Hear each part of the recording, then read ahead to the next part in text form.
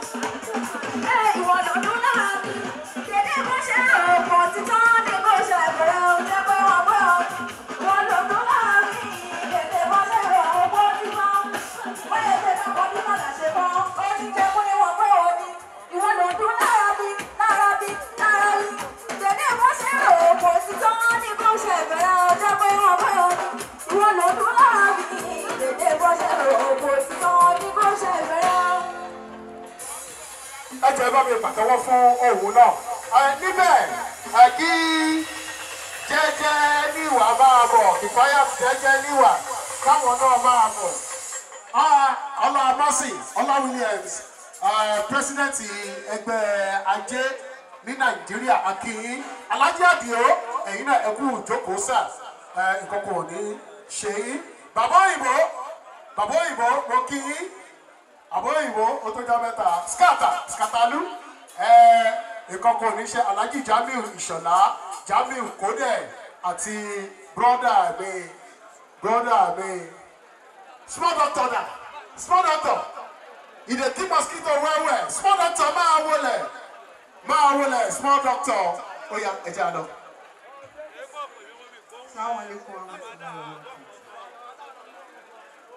Bismi Jalla Jalaluhu,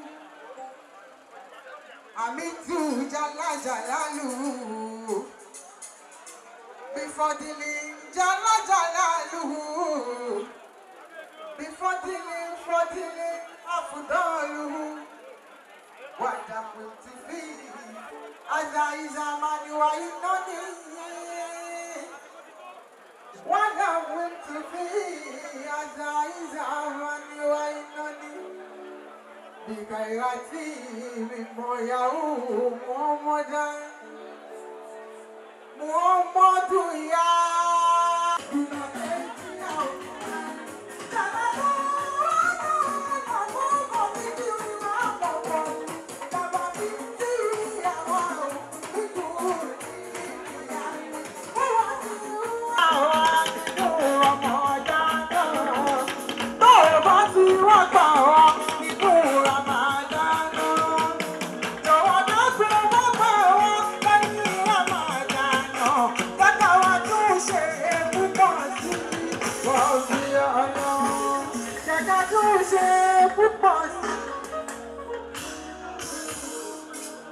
Alhaji Razak Adeyi láti Ìlọrin akínyìn o ẹ kú ìjókòó. Alhaji Ahmad Aláwìyé ọ̀fẹ́ máa lọ kẹ́ ẹ tó lọ Aláwìyé bí ó tiẹ̀ jẹ́ ṣẹ́jú kan ẹ wá bá wa fi ohùn kí àwọn èèyàn ẹ máa bọ̀ láàrin ìṣẹ́jú kan ẹ máa bọ̀. Àwọn alágbọ̀dọ̀ níjẹ̀bú ayé pé Ṣeun Silva kẹ́yìn náà pé ẹ kú kalẹ̀ o.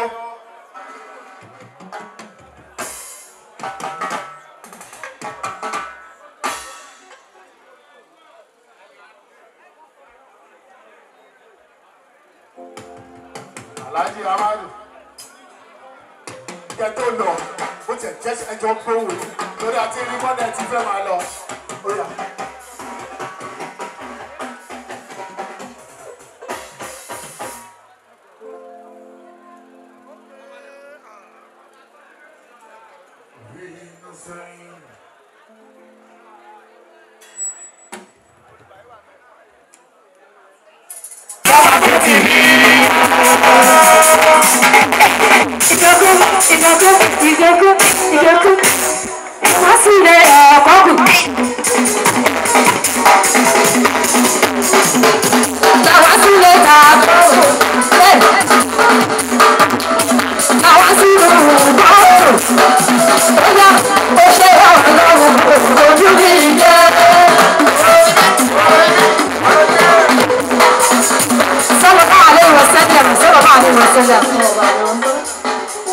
Assalamu alaikum wa rahmatullahi wa barakatuh. Wa alaikum assalam wa rahmatullahi wa barakatuh. Mo kí gbogbo ẹ̀yin bàbá mi ẹ̀yin màmá mi nínú Islam.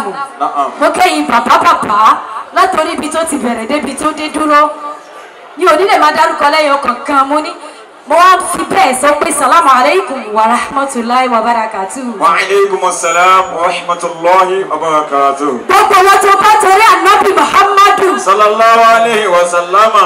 Tó bá mọ̀ yìí pé ìfẹ́ ànábì ló ní látara bàbá tèmi kíbla ayáyélúwà ẹ bá mi sọ pé sallallahu alaihi wa sallama. Sallallahu alaihi wa sallam. Kí ló dé ṣáwẹ̀ tí gbò wá ni? Kò tí gbò wá.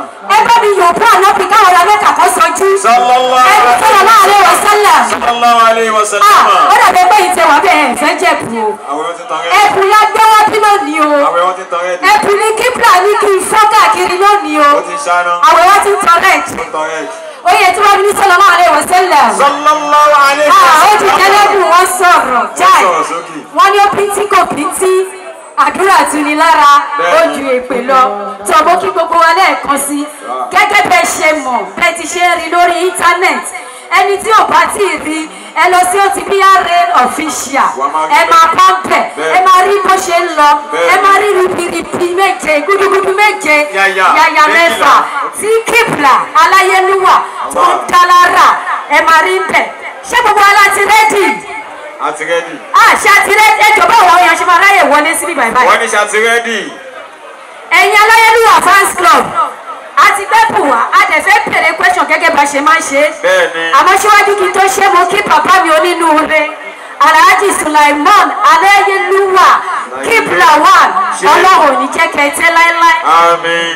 Àwọn ni OIF Godfather OTBRN Islamic Foundation OIF Foundation tó ti wà in existence láti 2015 láti 2015 yìí ní kíbla ti jẹ́ Godfather OIF tọ́lẹ̀ tí ń ṣe gudugudu méje yàyà mẹ́fà l'underground. Alhamdulillah.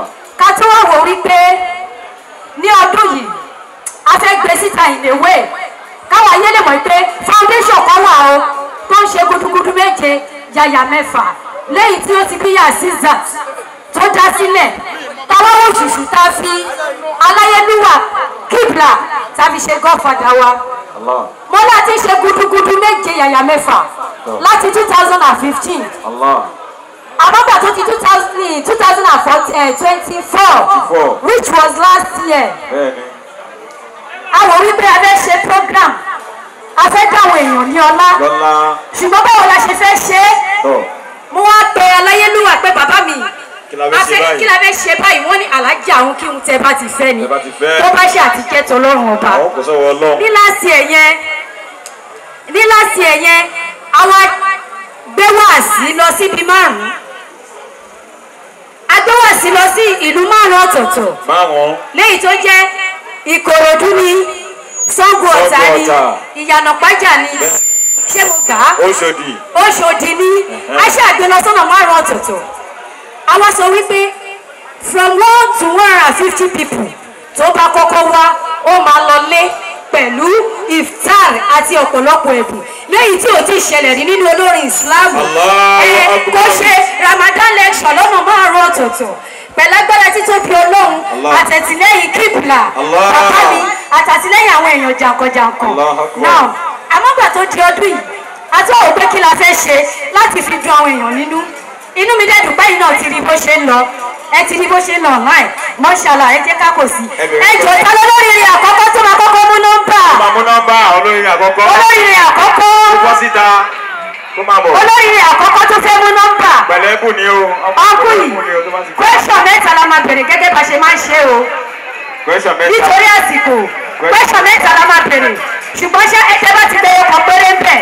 Please subscribe to Face TV Africa and turn the notification on. Face TV Africa, ẹ jọ̀ọ́ ẹ subscribe hete. Face TV was Swoby.